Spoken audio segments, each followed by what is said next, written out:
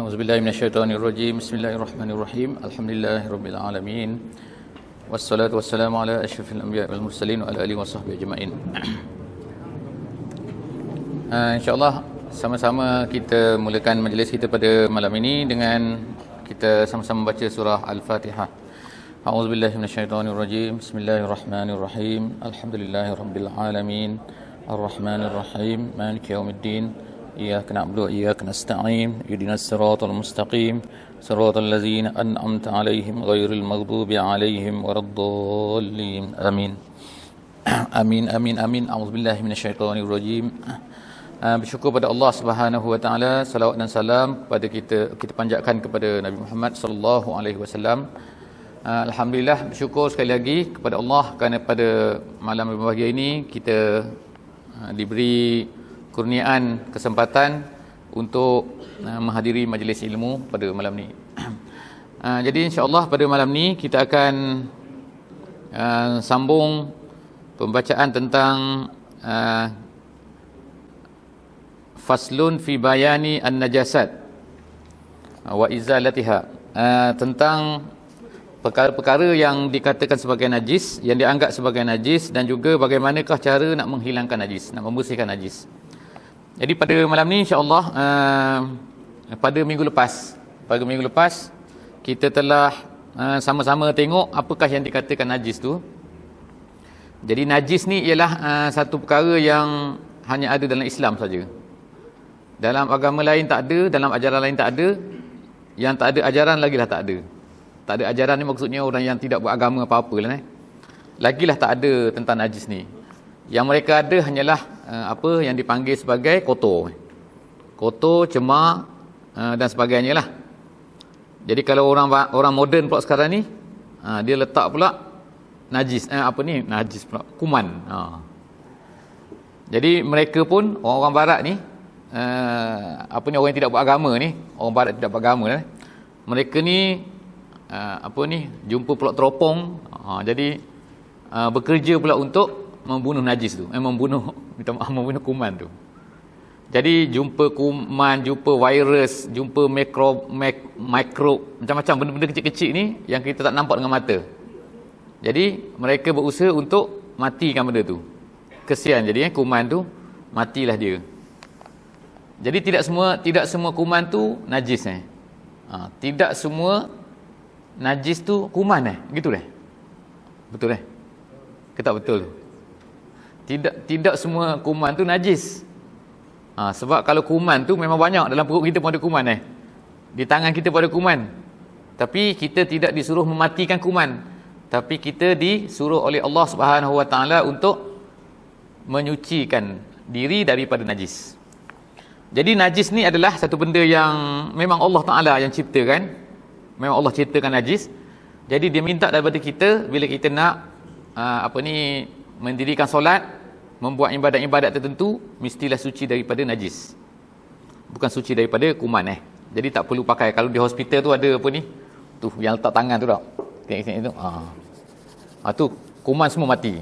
Tapi kalau najis ada kat situ, tak hilang juga najis itu dia matikan kuman. Bukan kita kata benda tu tak bagus nanti jangan salah faham pula. Jangan kata tak mati, tak hilang najis tak Jadi seterusnya pada malam ni insya-Allah kita sampai kepada dan tiada rasanya dan tiada dimaafkan. Macam tu betul ke atas sikit, dan anjing. Dan belalang. Okey. Dan anjing lah satu baris ke atas okey, insya-Allah, dan anjing dan babi. Jadi muka surat yang ke-26, muka surat 26 Jawi, dan anjing tajuk dia pada malam ni tajuk dia dan anjing. Jadi apa dia dan anjing tu, tiba-tiba tu keluar dan tu wal kalb tu, dan anjing bahasa Arab kalb kalau bahasa Arab ada juga kalb, ada juga qalb. Jadi kalau sebut kalb di dalam kalbu, tu dalam kalbu tu dalam anjing lah tu, maknanya tu kalb. Orang Melayu cakap tapi sebenarnya qalbu tu hati maknanya. Kal tu maknanya anjing. Perkara-perkara yang seterusnya yang termasuk dalam najis. Yang dikatakan najis ni ialah, kita ambil atas satu baris, dan segala bangkai najis sekaliannya, melainkan bangkai manusia dan ikan dan juga belalang. Ataupun termasuk dalam kategori-kategori tersebut lah, disebut ikan kat sini. Kalau siput, itu kan. Kalau udang, mana udang hidup tak? Udang semua mati. Kita beli kedai. Sotong hidup ni, kalau orang pergi candak sotong je. Saya dulu masa kecil-kecil dulu di Terengganu, masyhur ada. Bulan 7, bulan 6, bulan 8, itu musim candak sotong, dia kata. Candak sotong ni masa tu nak kata apa, makan sotong hidup-hidup. Nak kata hidup tak hidup juga kan, tapi maknanya angkat sotong tu terus dapat tu, terus belah masuk dalam tu. Fresh maknanya. Dalam perahu tu makan. Kalau masa saya kecil-kecil lagi tu main tepi pantai. Tepi pantai tu dia ada binatang yang dah tahu ni, saya tak nak cerita halal atau halal tapi nak cerita je kan, masa kecil-kecil dulu duduk tepi pantai tu, bila air datang tu, dia turun tu, dia ada binatang tu. Yang kecil-kecil tu. Yang macam apa nak kata. Jadi kita orang tangkap tu, masuk dalam mulut tu, hidup-hidup makan. Dia gerok tu. Macam mana Haji? Halal ke tak tu? Tu masa kecil lah. Jadi sekarang tak buat dah. Jadi itu bangkai. Jadi bangkai ni termasuk sekali bangkai ikan dan juga anak beranak dia, dan juga belalang. Anak-anak belalang ni apa anak beranak dia? Patung-patung. Wallahualam kan tu. Cerita seterusnya, cerita anjing dah malam ni. Jadi dan anjing. Jadi perkara seterusnya yang dikatakan sebagai apa ni, najis ni ialah anjing dan babi. Anjing dan babi najis keduanya, dan barang yang teranak daripada keduanya. Anak daripada keduanya. Anak anjing, anak babi. Anak anjing campur babi. Dan atau daripada salah satu daripada keduanya. Anjing dengan lembu, babi dengan lembu, babi dengan kambing, semua tu anak dia tu, so termasuk jadi najis juga. Dengan binatang yang suci. Binatang suci mana kambing lah, mana kambing dengan lembu. Kambing dengan babi, kambing dengan anjing. Jadi anak dia tu, hari tu kita sebut cerita apa ni, yang tak logik cerita juga macam ni, yang tu imam kena sembelih tu. Tu imam lepas daripada hari Aidil Adha, sebab dia berupa orang, tapi dia anak anjing. Dia anak anjing, dia nak lembu. Gitu kan. Jadi boleh tak sembelih anak lembu yang menyerupi orang? Itu soalan yang minggu lepas tak? Tu. Tapi kata sains tak logik tu. Kata buku fiqh ada dia sebut benda tu. Jadi dia buat soalan nak suruh kita fikir kan. Fikir boleh tak boleh? Boleh tak boleh? Jadi tak perlu fikir tau. Ada dalam fiqh nama dia perkara-perkara dipanggil perkara-perkara yang fardiyat dipanggil. Iaitu benda-benda yang diandai-andaikan. Setengah perkara-perkara dalam fiqh ni, benda-benda yang diandai-andaikan tu, ada yang logik, ada tak logik. Kalau logik tu kita boleh. Dalam buku-buku fiqh dia kata, kalau benda yang tidak berlaku lagi, sunat bagi orang mujtahid ni berfikir tentang jawapan dia. Tapi kalau benda yang mustahil berlaku, itu tak ada disebut. Wallahu a'lam bissawab. Jadi saya terus baca, dan tiada dimaafkan daripada segala ain najis melainkan sedikit. Jadi insya-Allah topik seterusnya pada malam ni ialah anjing babi, tak ada masalah insya-Allah tak ada masalah Sekarang ni yang seterusnya yang kita nak bincang, buku ni minta maaf lah tak ada titik, tak ada tajuk kan. Dia adanya kurungan dan je tu. Dan tu tajuk baru tu Dan dimaafkan daripada segala ain najis melainkan sedikit daripada darah. Ini yang pertama Maknanya yang dimaafkan. Dia najis. Kita tak boleh kata dia tak najis. Darah yang sedikit, najis tak najis? Najis. Cuma najis yang dimaafkan. Itu jawapan dia Bukan dia tidak najis. Kalau kata tidak najis, tak.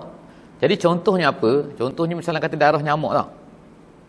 Nyamuk kecil tu, maknanya kalau ikutnya nyamuk ni pandai no. Nyamuk ni dia terbang tu, dia pergi, saya baca buku sains apa ni, sains Quran. Dia kata kehebatan nyamuk ciptaan Allah ni, satunya dia punya belalai dia tu kecil tau. Belalai dia tu lembut. Kalau kita boleh ambil tarik, putus lah belalai dia tu. Belalai nyamuk nyamuk. Tapi dia tu boleh tikam dalam daging kita tu. Tu hebat dia. Yang keduanya, hebat dia ni, nyamuk ni, dia boleh tahu di mana ada saluran darah. Kita kalau tengok pun tak nampak saluran darah tak. Tapi dia tahu. Dia guna, dia kata, orang sains kata, mata dia tu ada infrared, dia kata. Dia boleh tengok kawasan mana darah, kawasan mana tak darah. Jadi bila dia pergi tu, dia cucuk tu memang tempat darah, tempat urat darah. Dia tak ada salah sebab dia kata dia salah, kita cucuk, salah bukan dia. Tak ada, dia memang betul tepat-tepat, memang ada darah kat situ. Jadi dia tinggal hisap darah aja. Bila hisap darah, lepas tu dia cabut, dia pun terbang lah gitu. Jadi cerita nyamuk ni pula ni tak. Bila dia tarik tu, kalau ikut logiknya mesti ada darah tertinggal tak. Dari segi sains tak. Betul kan? Ambil teropong tengok tempat dia keluar tu, mesti ada darah dia tarik tu. Kalau kita cocok ni ke hospital pun tak. Cocok hospital, bila doktor nurse tarik tu, ada darah kat situ tak. Dia letak kapas situ. Sebab banyak tak darah kan. Nyamuk pun macam tu juga sebenarnya. Jadi darah ni dimaafkan kalau sedikit. Tu nombor satu darah yang sedikit. Dan nanah. Nanah tu nanah lah Nanah yang nanah lah tak. Nanah lah tahu nanah lah. Jerawat menanah. Kalau kecil-kecil dulu tak tahu dah saya besar-besar ni ada bisul. Saya pun tak tahu sekarang ni macam tak ada dah bisul. Ada lagi bisul zaman sekarang ni? Ada lagi? Ingat dah tak ada. Masa kecil dulu bisul kat punggung, bisul kat sini, selalu tumbuh bisul. Saya fikir sekarang zaman moden dah tak ada bisul. Wallahu alam, sebab kita sejak besar ni tak ada bisul. Jadi kalau bisul tu dia jadi putih tu, dia jadi ada nanah dalam tu tak. Kita kalau nak tunggu kita cocok dia keluar nanah. Picit-picit tu. Itu nanah ni. Nanah ni ialah sebenarnya lendir pada manusia yang bertukar menjadi busuk. Itu dipanggil nanah lah. Istilah dia. Kemudian dan danor. Danor ni orang mati tu keluar tu. Dan darah baraghis. Baraghis ni ialah macam pijak tu pijak ataupun kutu. Kutu pun macam tu juga tak ada juga sekarang tau. Zaman sekarang tak ada dah. Zaman kecil saya dulu penuh kepala atas kutu. Tidur dengan sama-sama kan, adik-beradik semua, kecil perempuan, lelaki, kecil-kecil. Tengok bangun penuh kutu. Jadi ayah pun cukur. Habis kutu, pasang pula, ada rambut pula, naik pula kutu. Jadi mak pula duduk kat tu, tepi duduk cari kutu tu. Seko type. Lepas tu dia pun buat gitu tau. Ketak bunyi. Ketak kata. Kita suka dengar bunyi ketak. Jadi kutu tu kalau dia makan tu kan, ataupun dia bekas kita tu dia ada darah sikit. Darah tu dipanggil pun, darah tu adalah darah baraghis yang ni. Dan tahi lalat. Tahi lalat ni bukan tahi lalat tu. Orang ada tahi lalat tu. Orang dia kata najis yang dimaafkan ni. Itu bukan tahi lalat ni, tahi lalat betul. Lalat lepas tu tinggalkan tahi. Lalat dia berok tak lalat tu tak. Dia bukan tahu jamban tak jamban dia pergi berok kan. Kalau satu lagi lalat ni orang panggil peng. Saya tak tahu panggil sini panggil apa. Peng ini dia keluar anak dia kecil-kecil ulat. Kalau dia duduk atas atas ikan gitu. Atas ikan kita ikan goreng tinggal kat situ sejuk. Dia datang tu dia pun keluarkan dia punya peng tak dia panggil apa dia tu. Anak dia tu ulat. Sekejap tu jadi banyaklah ulat tu jadi besar. Jadi besar orang panggil orang tak. Tapi bukan ulat tu dia nak cerita sini. Tahi lalat tu. Lalat berak tak? Lalat berak juga. Jadi bila dia pergi berak ni, ada lagi kat sini dia kata dan bangkai. Ada disebut juga dalam kitab lain, iaitu tentang gini. Dia cerita, saya cerita meher sikit tak apa dah. Cerita nak jadi gini dia kata.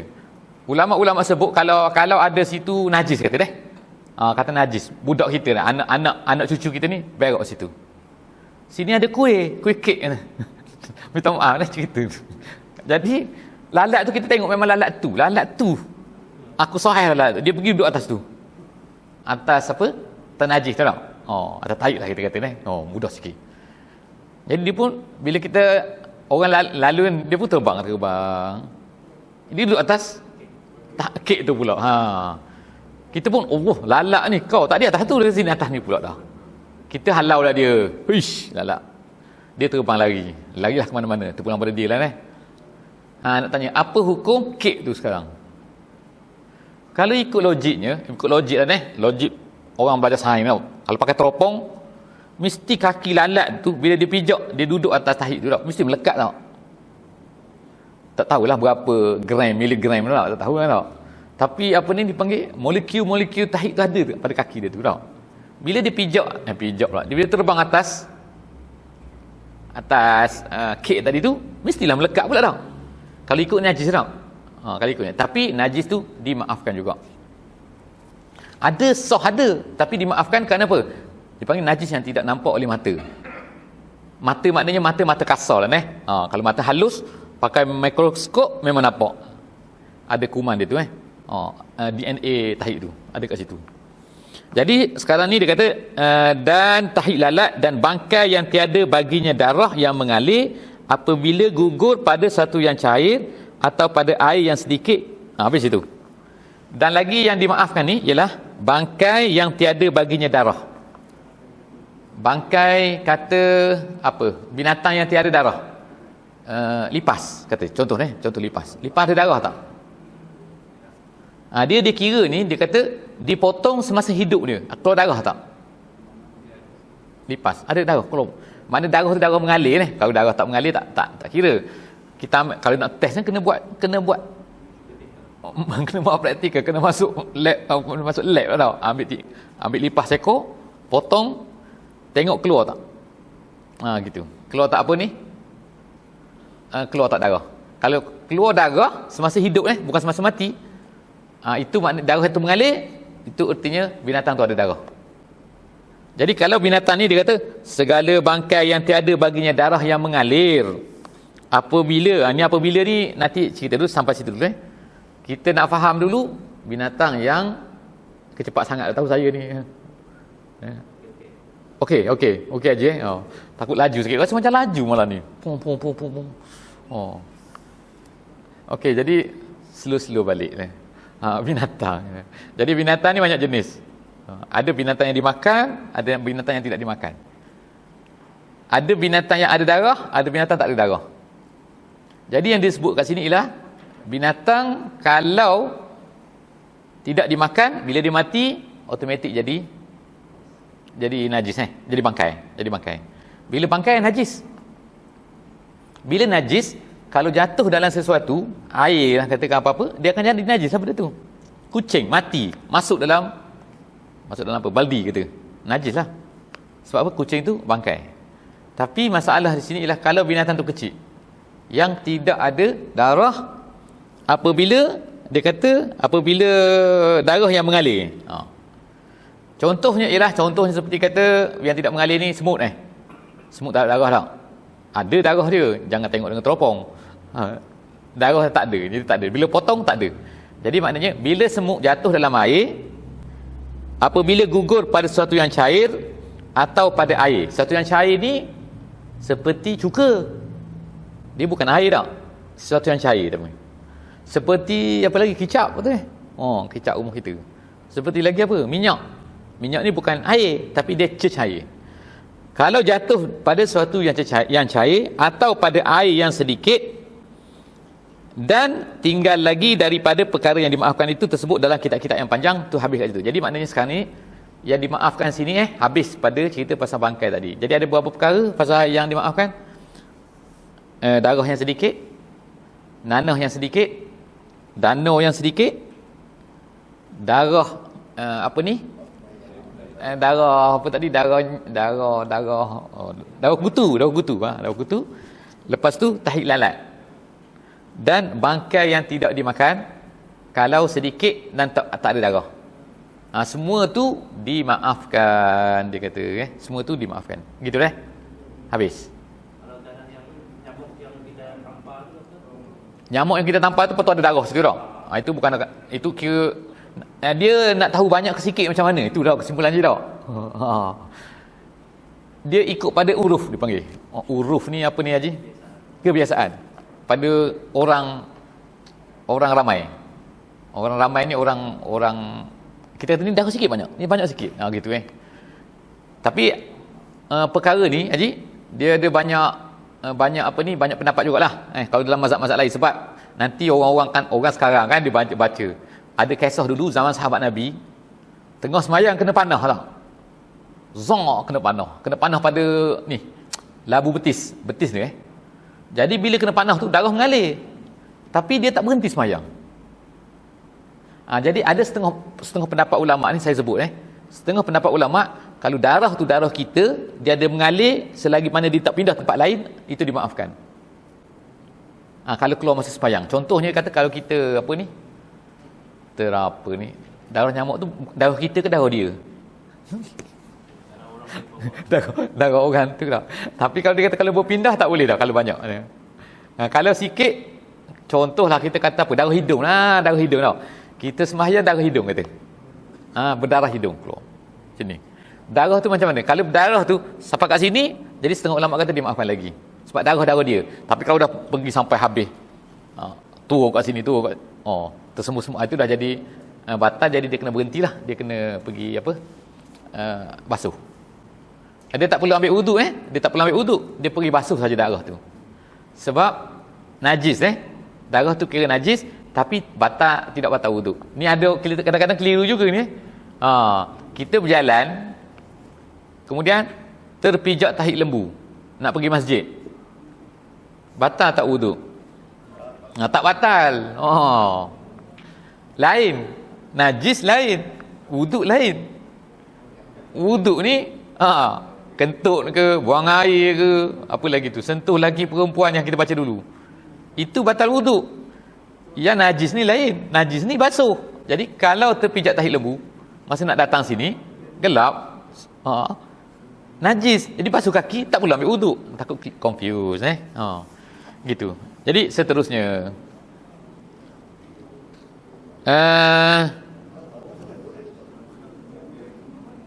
ada soalan ke? Macam mana? Tahi anjing. Ni pula ni. Ni bukan tahi lembu ni. Ni power lagi, power sikit. Tahi anjing.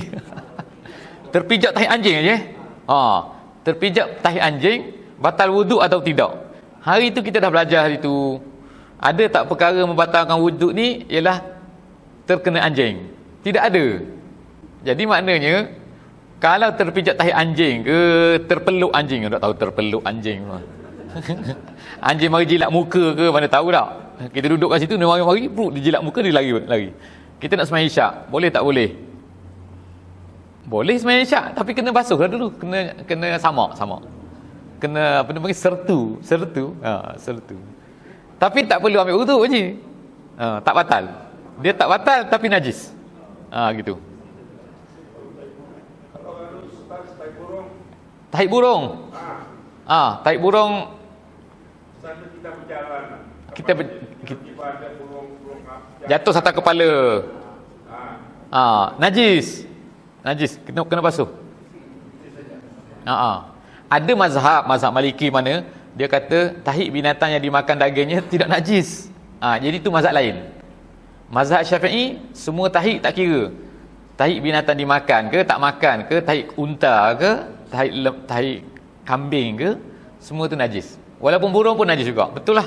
Seperti Haji cakap tu, saya pernah duduk sekali tengah-tengah bercakap dekat padang, tengok-tengok kena, apa benda pula? Tengok-tengok lah, tahi. Burung tak tahu duduk atas angkasa raya ke mana, dia perak tu kan. Kena kita nak macam mana tau. Itu ada berkat aku tu kan. Ya? Lap tisu. Tisu dibasahkan, apa tu? Lap macam tu. Haji. Soalan Haji tu, soalan imam kita tu, ada nanti pada jawapan dia pada izalah tu, izalah, menghilangkan najis. Kita sekarang baru cerita tentang apakah dia benda-benda najis, belum masuk lagi macam mana nak menghilangkan najis. Ni cerita masalah juga kalau kita sekarang ni main kapek semua ni kapek ni. Budak tak, bawa budak orang mak, ada pakai pampers, ada tak pakai pampers, ataupun orang tua. Mana tahu tak? Terkencing kat situ. Kita tak tidur malam, mana tahu tak mimpi buang air. Buang air atas tu. Jadi macam mana nak basuh macam ni? Kapek ni. Nak cabut kapek ke? Ada orang gunting kapek tu, Jadi bulat tak? Apa ni kepala macam mana? Habislah kapek ni berlubang sini. Tempat orang kencing. Itu cerita nanti Haji. Dia banyak juga ni, tak ada dalam kitab nanti ni. Cara nak menyucikan najis, ada yang ada dalam kitab, ada yang tak ada sebab moden. Sebab orang zaman dulu tak ada kapek-kapek ni. Tak. Yang adanya apa? Pasir. Macam Masjid Nabi. Zaman Nabi dulu. Pasir. Jadi mudah je. Ada Mamat pula, orang Badui tu kan. Mamat Badui, orang Malaysia cakap panggil Mamat.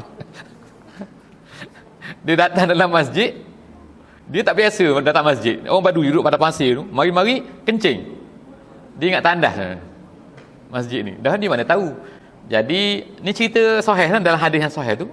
Sahabat-sahabat Nabi nak pergilah tarik dia, tengok dia kencing. Nak pergi tarik lah dia, apa kau kencing kat sini? Jadi Nabi kata, op. Nabi kata, relax. Macam tu lah. Jangan, biarkan dia kencing sampai habis. Jadi sahabat-sahabat Nabi ni tunggu biar anjir sampai habis. Dah habis lah, dia pun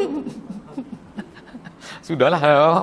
Hei, jadi barulah pergi cerita pada dia. Pergi cerita, ini tempat ni masjid, tempat suci, tak boleh main kencing-kencing kat sini. Ini bukan tempat kencing. Jadi Nabi kata, lepas tu, jiruslah sebekas air di atas tempat dia kencing tu. Jadi maknanya, bila Nabi cakap macam tu, jirus tu maknanya, cukuplah. Sebab air tu bila dah kena atas tu, sebab dia pasir masjid Nabi kan. Lepas tu dia meresap lah. Dalam pasir jadi tak ada masalah. Sebab itulah kita kata, kalau tengah-tengah padang tu, kalau kita tak nampak najis, dia bersih. Tak tengah-tengah kan. Sebab apa? Dia kena hujan, dia kena ni kecuali ada tahid tahid lembu ke situ kata, suci. Ustaz kata suci. Mana ada kita beritahu, kalau tak nampak najis, tempat-tempat yang terbuka, yang memang kena air tu, kena hujan, tu tempat tu suci.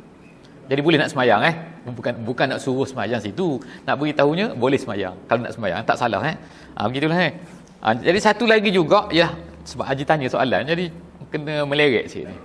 Pasal sebab menyuci kan ni. Ada satu lagi kisah ni. Perempuan zaman Nabi. Perempuan zaman Nabi, lelaki auratnya ialah lutut dan pusat dan lutut Tapi perempuan kaki pun aurat juga. Jadi zaman dulu tak ada apa? Tak ada stokin mana ada pakai stokin, pakai apa dulu zaman dulu. Jadi kalau baju tu tinggi, nampak kaki. Kaki tu aurat. Jadi isteri-isteri Nabi tanyalah macam mana ni. Jadi dia kata kami pun melabuh maknanya lepas kaki tu ada satu hasta lagi. Kalau kita nak kira macam mana ni, ni hasta ni. Jadi selepas kaki dia ukur satu hasta lagi baju dia tu. Baju dia tu memanjang sampai ke satu hasta. Jadi dia pun berjalan. Bila berjalan, habislah jadi penyapu jalan kan. Jadi dia tanya Nabi, macam mana? Adakah setiap kali nak basuh? Tu. Nabi kata, tak payah. Sebab apa? Tanah yang lepas apa tu membasuh tu. Membasuh apa ni? Membasuh yang kaki. Jadi satu lagi ialah, sebenarnya tanah ni kotor tapi tidak najis. Yang najis tu ialah najis. Bukan tanah tu najis. Kalau tanah najis, macam mana kita nak tayamum tau? Tanah ni tidak najis. Yang najis ialah najis. Tak kira dia ni duduk atas tanah ke, atas tiang lampu ke, atas langit ke kan, atas bulan ke, atas kereta, semua najis kalau najis ni.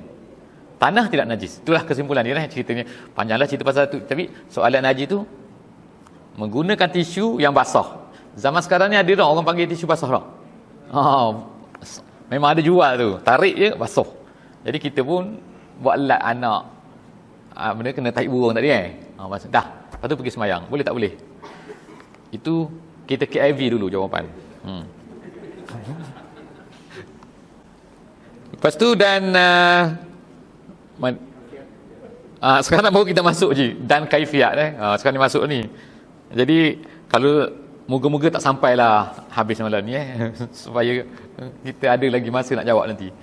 Dan kaifiat. Jadi malam ni insya-Allah kita sambung lagi ni pada bagaimana membasuh, bagaimana menyucikan najis bukan bagaimana menghilangkan najis, bukan. Menghilangkan najis. Tadi tu hilang tak najis tak? Tapi tidak suci.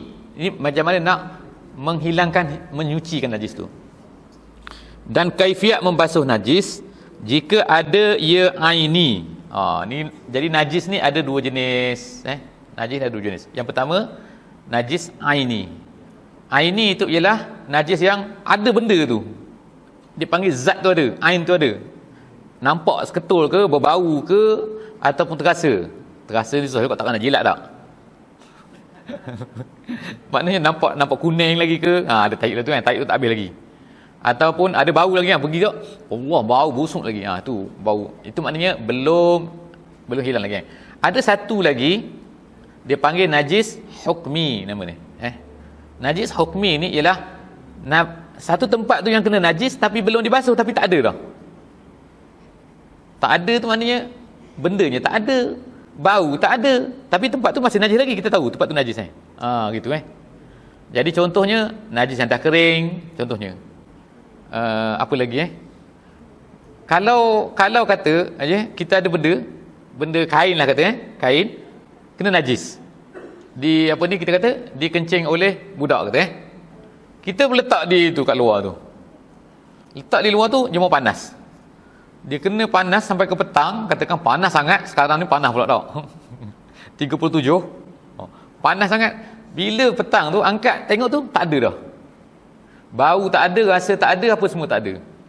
Jadi soalan dia, adakah kain tu suci? Jawapannya tidak kecuali kalau hujan lah tadi ni tak ada hujan ceritanya tak ada hujan. Adakah kain itu suci? Jawapannya tidak, tak suci.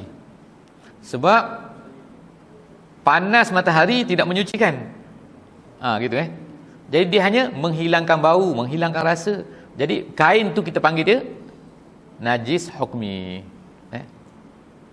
Okey, jadi kita sebutkan, kita baca lagi. Dan kaifiat membasuh najis jika ada ia aini. Menghilangkan ainnya, yakni jirimnya.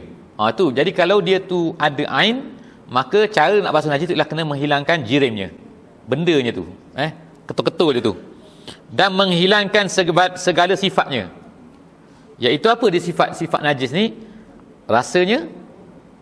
Rasa tu lah, rasa pahit ke, rasa tawar ke, rasa warnanya nampak kuning, hijau, biru ke, tak tahu dan baunya, kita cium tu bau. Tapi nak tanya juga ni, kalau kita ni kan dululah, ni cerita masa kecil juga ni, saya diajar dulu masa kecil, kalau kita buang air tau, dia suruh basuh, ayah kata cium dulu, cium, kita cium, kalau ada cium bau lagi, basuh lagi. Jadi macam mana tu wajib tak kita mencium? Soalan dia. Wajib tak mencium? Ataupun basuh je, lepas tu tak payah cium? Jadi sebenarnya mencium tu tidak wajib. Jadi kita basuh sekadar-kadar hilang bau. Memang kata tarik air hilang bau sudah. Sebab kalau ikut nak hilang bau, mudah tak? Ambil sembuk tu. Tak payah basuh, pewangi, Masya Allah, hilang terus bau. Atau kalau nak hilang bau tapi bukan macam itulah maksud dia. Dia hilangkan agak-agak pada hilang. Dia panggil kat sini menghilangkan najis ni ialah bukannya yakin. Ni cerita kan. Dalam Islam dia ada yang paling tinggi sekali yakin. Yakin tu 100%. Yang bawah sikit dia panggil ghalabatuz zon, dia panggil. Ghalabatuz zon ni zon kuat tapi tak sampai 100%. Dia mungkin 99%, 98%, 95%. Bawah sikit zon kata. Zon ni ialah bahasa Arab, bahasa Melayu yang sangka menyangka. Tapi kita panggil zon zon. Zon ni ialah lepas 50%. 50 sehingga dekat-dekat dengan 100 itu dipanggil zon. Kalau tinggi lagi dekat dengan 100 dipanggil ghalabatuz zon kata. Kalau sampai 100 dipanggil yakin. Kalau tengah-tengah ni tengah-tengah ni dipanggil syak. Kalau kita orang Melayu bahasa Melayu sama je tak? Saya mengesyaki ni, mengesyaki. Saya mengezoni, tak apa, sama je tak? Menyangka. Dia tak ada bahasa Melayu tak boleh pakai dalam bab ni. Kalau bercakap boleh, tapi dalam gunakan istilah tu dalam fiqh tak boleh. Tengah-tengah tak ada apa? Syak bawah daripada tengah-tengah tu maknanya 49 ke bawah dia panggil waham. Al-wahmu. Bawah sampai kepada kosong ni tak ada langsung lah, tak percaya. Jadi sebab tu kalau dalam fiqh, dalam usuluddin akidah ni mesti yakin. Akidah tak boleh zon, tak boleh ghalabatuz zon pun tak boleh. Contohnya kita kata saya percaya syurga neraka ni, cuma taklah sepenuhnya, tapi saya percayalah. 90% saya percaya. 95%, 99.99 tak boleh. Akidah mesti yakin. Ha. Kalau nak naik lagi tak apa, lepas daripada yakin. Oh, hebat sangat dia naik lagi. 110, 120. Itu tak apa. Turun 99.999, itu dipanggil ghalabatul zon. Jadi dalam akidah tak diterima, ditolak walaupun ada sedikit syak kat situ sedikit tak percaya, sedikit waham. Jadi begitulah contohnya. Jadi kat sini nak cerita pasal najis ni sebenarnya. Panjang cerita pasal najis ni. Nak najis ni ialah tidak mesti yakin. Gitu Yakin apa ni? Hilang sifat tadi. Tapi cukup dengan zon kata. Gitu kan Jadi bila cukup dengan zon ni maknanya tak perlu cium, tak perlu jilat, tak perlu pergi hidu hidu, cium, apa lagi tengok dengan mata tengok, pergi tengok. Jadi setiap kali buang air tu kena letak cermin kat bawah tu, tengok ada lagi orang. Tak perlu tak perlu. Cukup dengan zon dah habis gitu Itu ni. Kemudian maka jika tinggal rasa, ni cerita kalau ada rasa maknanya apa ni rasa najis tiada dimaafkan melainkan jika uzur daripadanya sekira-kira tiada hilang melainkan dengan dipotongkan dia, maka dimaafkan dia. Ni contohlah dia kata contoh misalnya kata di sini orang biasa berlaku ialah darah darah kena pada kain, wajib tak hilangkan sampai putih. Baju putih kena darah nyamuk, basuh-basuh tak cuci juga, macam mana? Tak hilang. Habis guna klorok apa lagi sembuh sini, ada lagi merah tu. Jadi cara nak hilang kata mudah je, ambil gunting. Itulah cara. Hilang lah, tak ada. Kalau dia kata terpaksa potong, tidak perlu potong, dimaafkan. Walaupun nampak ada color tu gitu. Maka tiada hilang melainkan dengan dipotongkan dia, maka dimaafkan pada ketika tu. Tapi syarat dia kena berusaha kena berusaha untuk membasuh tu. Dan jika tinggal warna atau bau yang sukar dihilangkan dengan sekira-kira digosok 3 kali dengan air, tiada hilang, sucilah tempatnya. Itu dia kata 3 kali Jadi kalau kita basuh buang air tu 3 kali jadi tak perlulah lagi dicium mana 3 kali tu macam mana? Bukan 3 kali. Dia gini juga kita 3 kali ni 3 kali ni bukan berhenti sekejap. Bukan gitu. Bila berterusan dan lama masa dia 3 kali juga tu kan kadang-kadang kita buang air kita basuh basuh straight cucu baik. Mana tutup baik bukan tutup dulu baik. Semakna cukup 3 kali? Bukan. Tapi makna kalau berpanjangan tu yang dikira-kira sekiranya 3 kali, itu kira dah cukup Serupalah juga dengan ni kan kita Allahu akbar, kita ambil wuduk gitu yang kita cerita dah hari tu. Maka dan jika tinggal keduanya pada satu tempat daripada najis yang satu, maka wajib dihilangkan keduanya melainkan jika uzur seperti barang yang telah terdahulu daripada tinggal rasanya, maka dimaafkan dia. Sekarang ni ada 3 ada 3 sifat najis ni. Satu najis, satu warna, satu rasa, satu warna, rasa, bau okey. Dia kata kalau tinggal 2 ni masih ada lagi warna dan rasa, macam darah ni warna dan rasa, warna dan bau kata. Ni baju kena darah, warna adalah warna merah, bau pun ada juga, bau darah. Macam mana bau darah Allah alam bisawab. Katalah orang pandai bau darah. Bau darah tak boleh. Jadi dia kata kena basuh lagi. Sehingga bila tu kena basuh tu, kena usaha juga basuh. Dia kata walaupun lebih daripada 3 kali, sehinggalah kalau tak hilang juga terpaksa potong, barulah dimaafkan. Sebab tu dia kata sini sehinggalah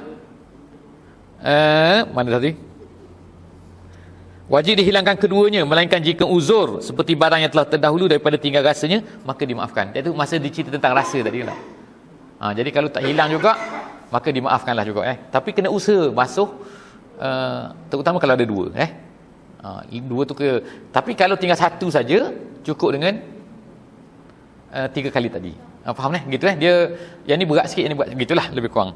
Dan jika ada ia ada ia najis hukmi. Sekarang cerita masuk pula najis hukmi. Jadi kita buka sikit lah kalau ada apa-apa soalan apa benda ni. Sebab ni masuk bab lain pula ni lah. Yang tadi kita berhenti pada najis ini ya. Mengenai dengan menyucikan najis ini. Ya. Katakanlah air tidak ada. Air tidak ada. Air pun tidak ada. Dulu pakai batu. Ini orang apa tergantung atas pokok? Apa bolehkah diganti dengan daun kah? Kertas kah? Dipanik saja. Okey, habis haji ni. Habis soalan. Dia gini dia ada dua perkara. Yang pertama istinja. Istinja Istinja hari tu kita dah belajar hari tu. Satu lagi menghilangkan najis. Dia dua perkara yang berbeza tu. Istinja boleh dengan batu, boleh dengan kayu, boleh dengan daun, boleh dengan tisu, boleh dengan air. Tak guna air. Itu istinja. Istinja tu ialah membasuh najis yang keluar daripada dua jalan tu. Sama ada air besar, buang air besar, buang air kecil. Itu istinja nama dia. Istinja tu boleh dengan kertas, boleh dengan tisu. Kalau ada air, Haji, ada air, kita masuk ni. Bilik air, bukan bilik air orang putih. Negeri orang putih ni memang tak ada air. Negeri Jepun memang tak ada air. Di Jepun ada air, dia suka air. Kalau negeri orang putih tak ada air. Kita masuk tandas, ada air, ada tisu. Kita ni hari ni style sikit hari ni. Tak nak guna air. Nak guna tisu, nak ikut orang putih style. Guna tisu. Boleh tak Haji? Boleh jawapan dia. Jawapan dia boleh Istinja boleh, tapi membasuh najis tak boleh. Membasuh najis tak boleh, mesti guna air. Kecuali uzur itu uzur cerita lain. Kalau yang tadi tu, dalam tandas tadi tu, untuk istinja, dia tak perlu uzur tak uzur. Guna kertas tu, tak perlu uzur. Jadi kalau kita pergi rumah siapa-siapa lah, rumah orang-orang kita kat sini, rumah dia tu memang tak ada air, macam mana tak style? Ada kertas je ada. Kita tak boleh kata, kau ni apa ni? Mana hukum, mana halal haram ni? Memang contoh. Tak, memang dia betul. Kita yang salah. Kalau bab istinja bab basuh najis, tak boleh. Mesti air. Kecuali uzur atas pokok tu, itu cerita lain tu. Gitu Haji macam tu okey. Ini ada soalan ke? Ini banyak pula soalan ni, bunyi kopek-kopek. Ya sila. Waalaikumsalam. Aku dah dengar. Tembuni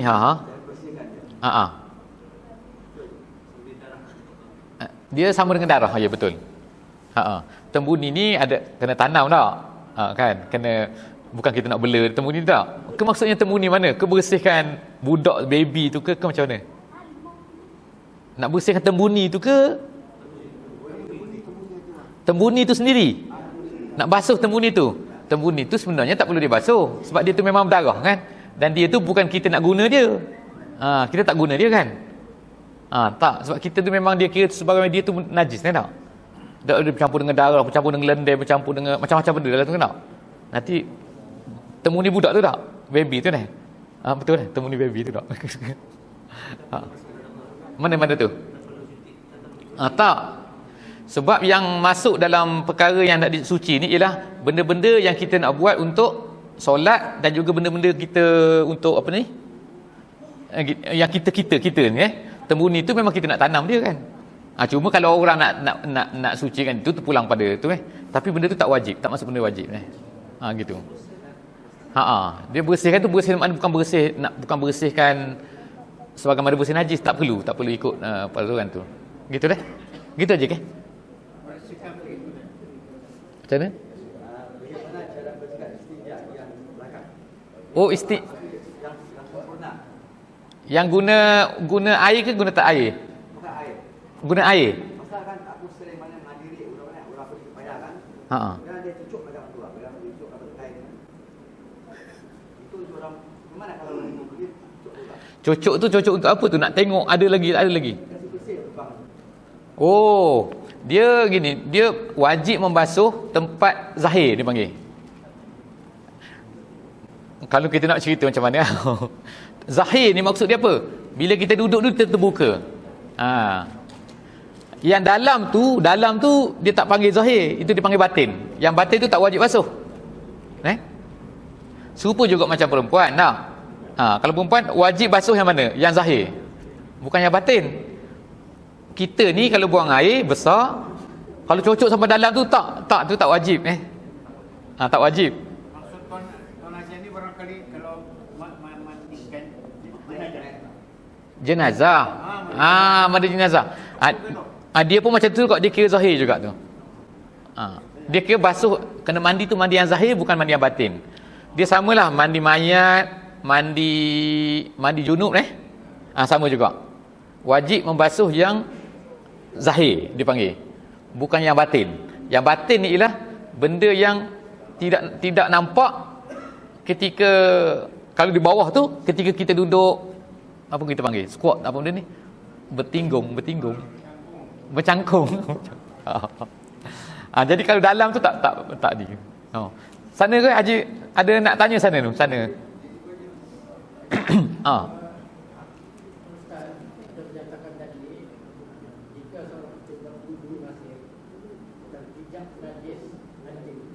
Terpijak najis anjing, dia ada wuduk.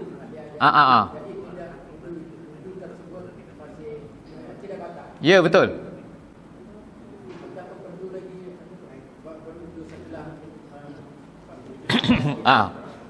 Dia tidak perlu ambil wuduk, tapi dia perlu membasuh 7 kali tempat kena najis tu. Najis, wuduknya tidak batal.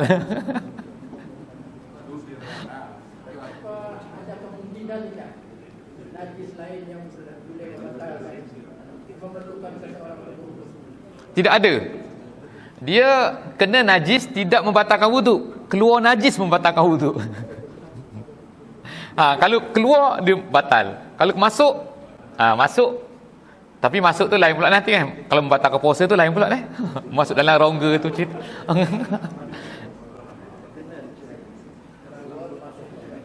Ada sana kan Haji nak tanya tadi. Tak ada dah, habis dah. Habis.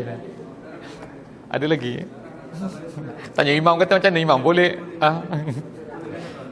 special malam ni.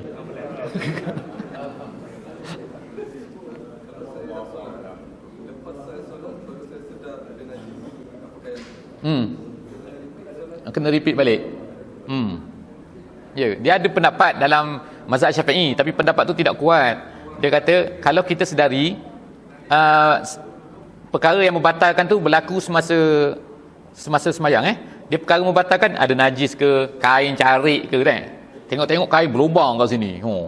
Apa lagi? Contoh banyak tak? Tengok-tengok ada cat kat sini. Cat makna tak kena tu kan. Ada pendapat yang kata tak perlulah ulang. Tapi pendapat yang kuat mazhab Syafi'i dia kena ulang.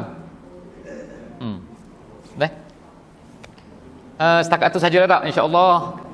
Minta maaf banyak-banyak Jadi minggu depan insya-Allah kita sambung lagi cerita tentang najis hukmi insya-Allah Jadi kita tangguh malam ni dengan sama-sama membaca surah Wal Asri. Bismillahirrahmanirrahim. Wal Asri innal insana lafi khusr.